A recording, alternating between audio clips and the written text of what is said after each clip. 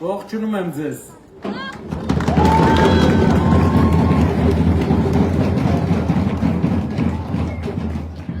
Մի քիչ առաջ ինձանից նախորդ բանախոսները խոսում էին Հայաստանի էներգետիկ սրտի մասին,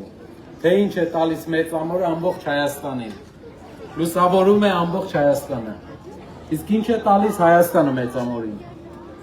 Երբ մենք քաղաքով շրջում էինք, տեսանք, որ քաղաքը մեծի մասամբ 20 ամյա հեռավորության, շինարարության քաղաք է, սովետի ժամանակվա քաղաքն է։ Մեծ փոփոխություններ բացի փոքր կրպակների վերանորոգումներից չկա այստեղ։ Չկա այն մեծ շարժը, որ պետք է լիներ էներգետիկ սրտում երկրի։ Մեր երկրում պետք է այսպիսի բան լինի, եթե տեղում կա գործարան, եթե տեղում կա հիմնարկ, կա ատոմակայան, ատոմակայանի վճարված հարկերի նշանակալի մասը պետք է գա մեծամորին, որպեսզի քաղաքը զարգանա, ակտիվ զարգանա։ Ու շատ կարևոր է նաև քաղաքի շուրջ զարգացում ապահովելը, ինչը դա իրար մեջ ներառում։ Արարատյան դաշտի իհարկե այգեգործությունն է։ Այգեգործության մեջ Արարատյան դաշտում մի հատ ունիկալ խնդիր ունենք։ Ջուր, աշխարհի ամենաշատ ջուր ունեցող երկրում, աշխարհում միջին մարդու հաշվարկով Հայաստանում նորմայից 2 անգամ շատ ջուր կա։ Նորմայից։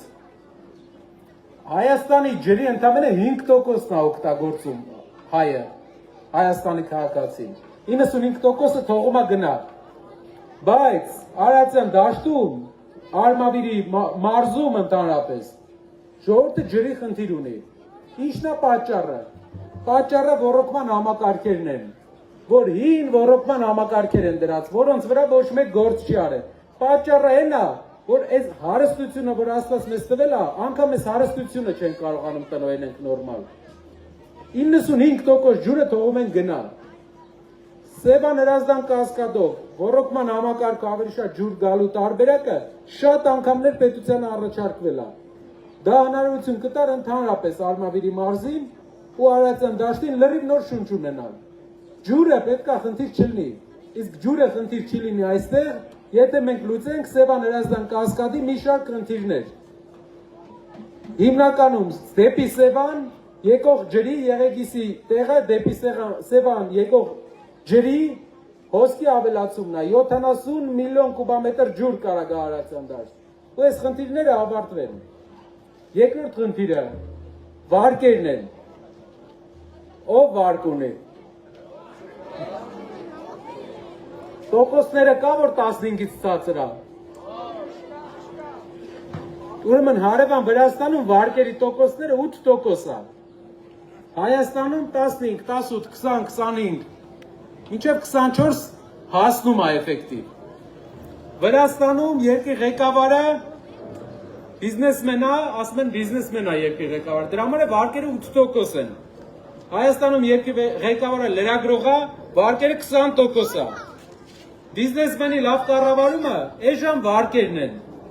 Մարդը, որ չի կարողանում վարկը վճարի, հնարավորություն է տրվում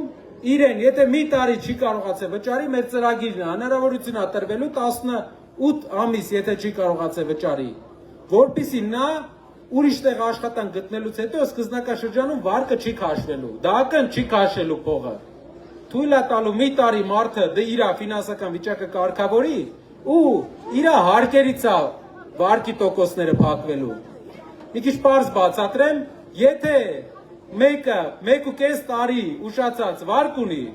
ու գրանցվում է աշխատանքի, մեր ծրագիրն է, որպեսզի վարկի մայր գումարը փակվի իր վճարած հարկերից, ոչ թե իր աշխատավարձից։ Հարկը գնում է պետությանը, պետությունը վճարում է տոկոսը։